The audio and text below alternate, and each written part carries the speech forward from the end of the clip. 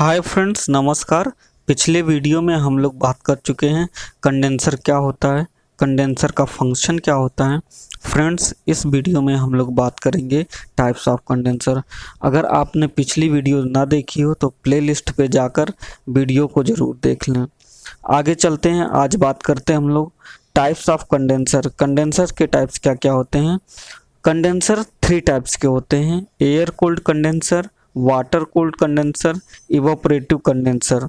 संघनन के लिए प्रयोग किए गए कूलिंग माध्यम के आधार पर संघनित्रों को निम्न 3 ग्रुप में वर्गीकृत किया जा सकता है। 3 ग्रुप्स में कैटेगराइज किया गया है, air cold condenser, water cold condenser, evaporative condenser. तो फ्रेंड्स, सबसे पहले हम लोग बात करेंगे एयर कूल्ड कंडेंसर की। एयर कूल्ड कंडेंसर क्या होता है। एयर कूल्ड कंडेंसर में शीतलक माध्यम के रूप में वायु का प्रयोग किया जाता है। फ्रेंड्स, ये पॉइंट बहुत इंपॉर्टेंट है, यहाँ पर आप ध्यान दीजिएगा कि जो एयर कोल्ड कंडेंसर है वहाँ पे जो शीतलक माध्यम है वो क्या है, वायु है आपका, इसीलिए उसको एयर कोल्ड कंडेंसर कहा गया है। एयर कोल्ड कंडेंसर 2 प्रकार के होते हैं, नेचुरल सर्कुलेशन मेथड और दूसरा क्या है, फोर्स्ड सर्कुलेशन मेथड। तो फ्रेंड्स, हम लोग एक एक करके इन दोनों को देखेंगे कि नेचुरल सर्कुलेशन मेथड क्या होता है, फोर्स सर्कुलेशन मेथड क्या होता है। तो पहला है natural circulation method. Friends, air cooled condenser क्या होता है, इसमें देख सकते हैं आप, ये हमने रेफ्रिजरेटर ले रखा है और फ्रेंड्स यहाँ पे देखिए जो पीछे है ये आपका कंडेंसर है, जो कि हमारे पुराने जो है एयर कंडीशनर जितने भी रेफ्रिजरेटर होते थे उसमें आपने देखा होगा। तो फ्रेंड्स, इसकी ये वर्किंग कैसे करता है, नेचुरल सर्कुलेशन मेथड में क्या होता है कि इसमें आपका रेफ्रिजरेंट फ्लो होता रहता है। ये जो पाइप्स हैं इसमें आपका रेफ्रिजरेंट फ्लो हो रहा है, एयर आती है इनके संपर्क में, एयर जैसे ही इनके संपर्क में आती है, एयर क्या करती है, इन पाइप से हीट को ले लेती है। इस हीट जो है पाइप से एयर में स्थानांतरित हो जाती है, जिससे क्या होता है कि आपका जो उस हीट होती है, आपके पाइपों के अंदर जो हीट होती है वो एयर के अंदर आ जाती है, और जैसे ही हीट एयर के अंदर आ जाती है वो क्या होने लगती है, लाइट हो जाती है, हल्की हो जाती है और धीरे धीरे ऊपर उठने लगती है, और वो क्या होती है, ऊपर चली जाती है। और इसका जगह घेरने के लिए, स्थान घेरने के लिए ठंडी हवा आती है, फिर वही फंक्शन होता है, फिर वो पाइप से क्या होती है, हीट लेती है और फिर वो ऊपर उठती है और जाती रहती है। तो इस विधि को क्या बोलते हैं, नेचुरल सर्कुलेशन मेथड। तो फ्रेंड्स, नेचुरल सर्कुलेशन मेथड में क्या होता है कि ऊष्मा जो है वायु को स्थानांतरित कर दी जाती है। इसमें वायु हल्की होती जाती है और वो ऊपर उठती है, और उसकी जगह क्या होता है कि ठंडी हवा जगह लेती है और धीरे धीरे उसकी ऊष्मा स्थानांतरित होता रहता है, और इस प्रकार से आपका कंडेंसर इसमें वर्क करता है।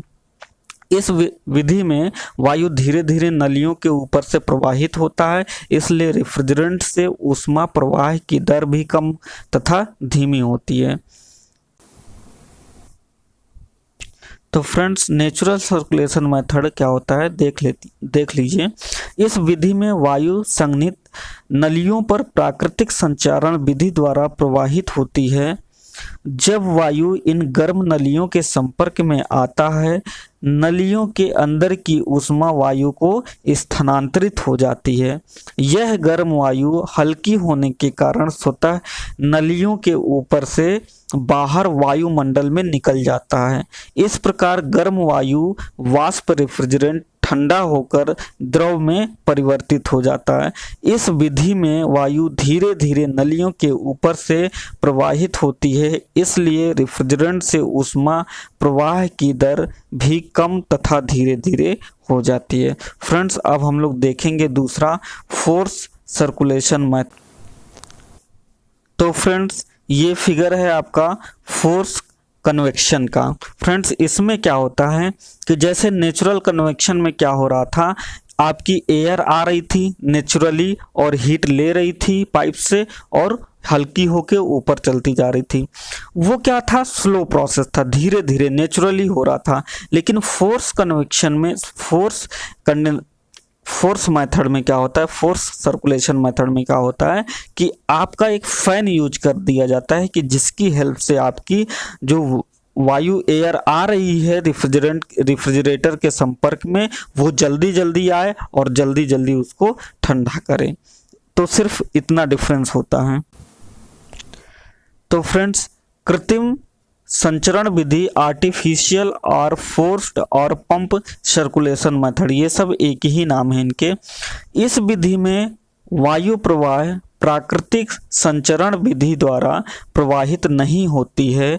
इसमें वायु प्रवाह के लिए पंखे या ब्लोअर का इस्तेमाल किया जाता है।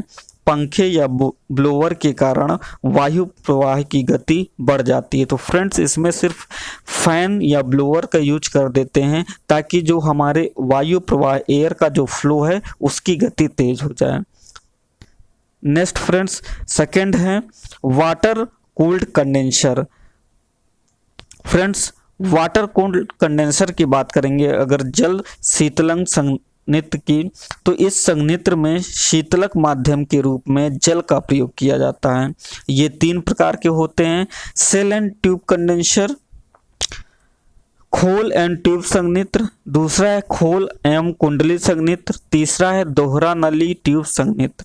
Means shell and tube condenser, shell and coil condenser, double tube condenser. तो इनको भी फ्रेंड्स हम लोग एक एक करके देखते हैं। फर्स्ट है खोल एवं ट्यूब संयंत्र। खोल एवं ट्यूब संयंत्र, फ्रेंड्स इसका फिगर देखिए आप, ये है फ्रेंड्स इसका फिगर।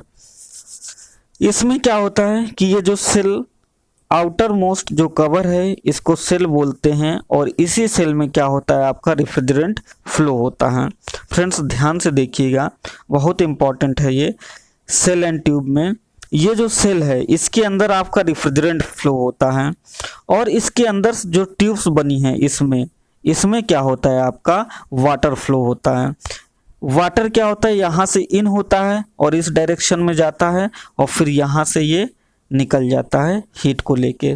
तो इसका फंक्शन कैसे होता है फ्रेंड्स, जैसे ही रेफ्रिजरेंट आता है इसके अंदर, रेफ्रिजरेंट इसके अंदर आया और रेफ्रिजरेंट आपका इसके अंदर मूव होने लगा, फिर क्या होता है फ्रेंड्स, इससे इसके अंदर जैसे ही ये वाटर इन हुआ तो ये वाटर क्या करेगा, इसके संपर्क में जैसे ही आएगा तो इसका जो है ऊष्मा स्थानांतरण हो जाता है वाटर में। जो रेफ्रिजरेंट की ऊष्मा होती है वो वाटर ले लेता है, और ये वाटर जो है आपका इन पाइप से यहाँ से आउट हो जाता है, और रेफ्रिजरेंट आपका कंडेंसेट होके लिक्विड फॉर्म में यहाँ से निकल जाता है। तो ये है फ्रेंड्स आपके सेल एंड ट्यूब कंडेंसर का। तो friends shell and tube condenser देख लीजिए।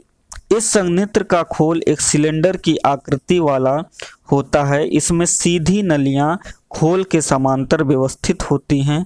इन नलियों में जल प्रवाहित होता है तथा यह नलियां कॉपर या स्टील की बनी होती हैं।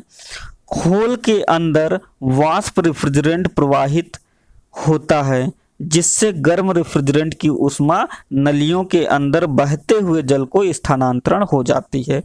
गर्म जल नलियों के रास्ते संयंत्र से बाहर निकल जाता है और द्रवित रेफ्रिजरेंट भी निकास द्वार से बाहर आ जाता है।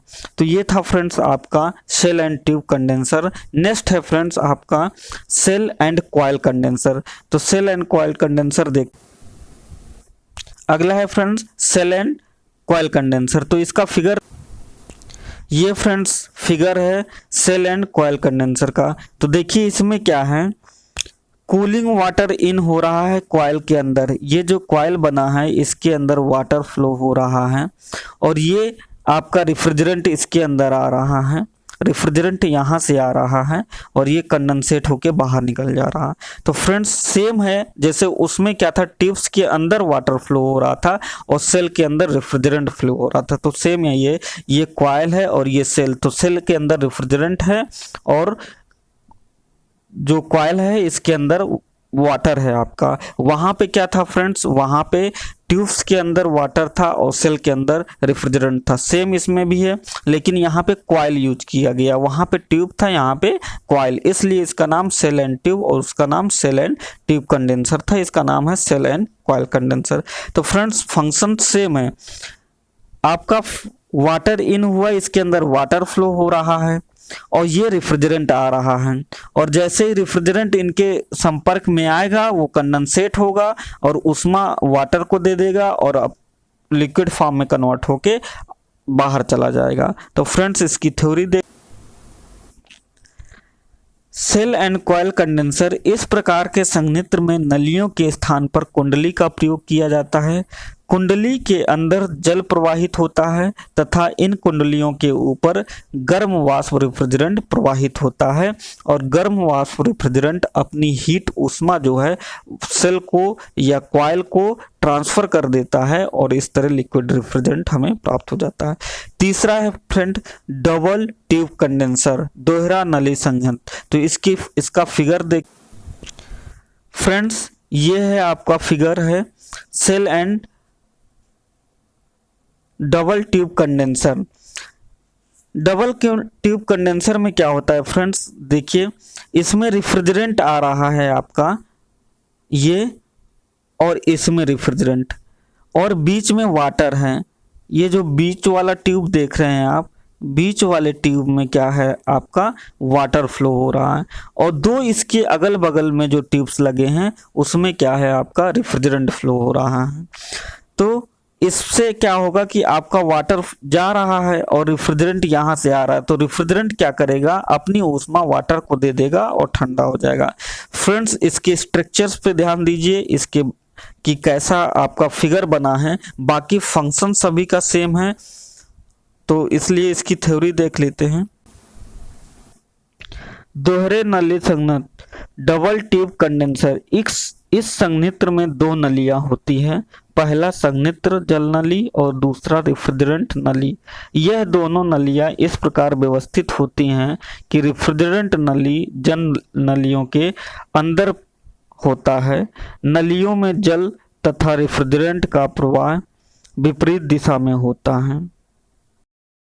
नेक्स्ट बात करेंगे friends evaporative condenser. Evaporative condenser क्या होता है कि इस संयंत्र में शीतलक माध्यम के रूप में जल तथा वायु दोनों का प्रयोग किया जाता है। और फ्रेंड्स इसका फिगर देख लीजिए, ये है आपका फिगर, इसके कंपोनेंट और इसका जो डिजाइन है इसको देख लेते हैं। ये है आपका वाटर टैंक, ये पंप है, पंप से क्या होता है वाटर आपका इसमें नोजल में जाता है जहाँ पे ये स्प्रे के फॉर्म में ये स्प्रे करता है, स्प्रे लगे हैं।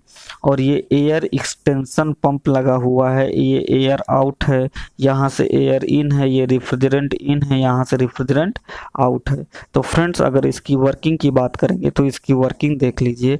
ये वाटर टैंक है, इस वाटर टैंक में ये पंप की हेल्प से यहाँ से वाटर नोजल की हेल्प से स्प्रे किया जाएगा और यहाँ से एयर इन आ रही है, तो यहाँ से एयर आ रही है, यहाँ से वाटर जो है आपका स्प्रे हो रहा है। अब रेफ्रिजरेंट आपका यहाँ से हॉट रेफ्रिजरेंट आया और इस पाइप से जैसे ही फ्लो हुआ रेफ्रिजरेंट तो उसकी ऊर्जा किसमें एयर में और आपका वाटर में स्थानांतरण, स्प्रेड वाटर जो है उसमें स्थानांतरण हो गया और ये रेफ्रिजरेंट आपका लिक्विड फॉर्म में आपको प्राप्त हो गया। और यहाँ से एयर एक्सटेंशन पंप से एयर जो है आपका यहाँ से आउट कर लिया जाता है। तो फ्रेंड्स अगर इसकी थ्योरी की बात करेंगे तो ये है कि इस संयंत्र में शीतलक माध्यम के रूप में जल तथा वायु दोनों का प्रयोग किया जाता है। इस संयंत्र में पंप से शीतलक जल को फुहार नाजल की सहायता से फुहार के रूप में संयंत्र नलियों पर प्रवाहित करते हैं। उसी समय पंखे की सहायता से नलियों के नीचे से वायु प्रवाहित होती है, जिसके कारण गर्म वाष्प रेफ्रिजरेंट का संघनन होता है। गर्म वायु संयंत्र के ऊपर से बाहर निकल जाती है। एक इल्यूमिनेटर का प्रयोग किया जाता है जो फुहार हेडर से जल के कणों को वायु के साथ बाहर निकलने से रोकता है। तो ये था फ्रेंड्स आपका टाइप्स ऑफ कंडेंसर। तो फ्रेंड्स इस वीडियो को लाइक करें, शेयर करें और चैनल को सब्सक्राइब करें। और जो दोस्त आपके पढ़ रहे हैं उनको ज़्यादा से ज़्यादा इसको दोस्तों को शेयर करें। धन्यवाद।